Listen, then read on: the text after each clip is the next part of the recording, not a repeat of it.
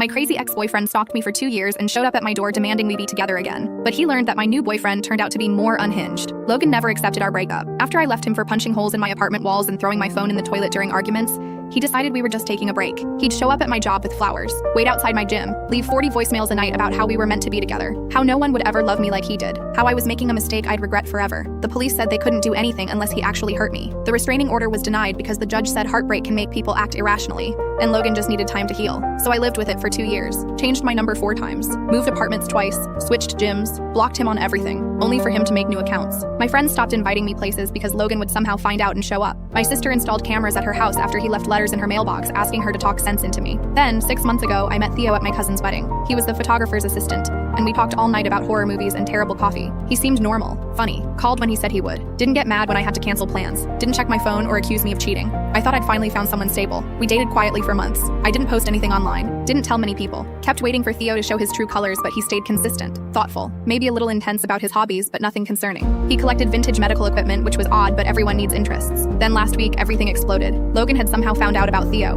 Maybe he saw us at the farmer's market or someone mentioned it, but he showed up at my door at 7 in the morning, pounding and screaming about how I was his soulmate and this was our time to reunite, how he'd changed and grown and done the work, how he'd been waiting patiently for me to realize we belonged together. The pounding got louder. He started kicking the door, screaming that he knew I was in there, that we needed to talk, that he wouldn't leave until I opened up, that whoever this new guy was couldn't love me like he did. I was about to call 911 when Theo walked out of my bedroom holding a coffee mug like nothing was happening. He'd stayed over, which Logan clearly didn't know. Theo listened to Logan screaming for about 30 seconds, then smiled this weird little smile and said he'd handle it. Then he opened the door mid-kick, causing Logan to stumble inside. Logan recovered quickly and started yelling about who the hell Theo thought he was, how was I his girlfriend, how Theo needed to leave immediately before things got ugly. Theo took a sip of his coffee and waited for Logan to finish. Then he said in this completely calm voice that he understood Logan's confusion, but I'd clearly moved on. Logan should probably do the same. Logan laughed and said Theo had no idea who he was messing with.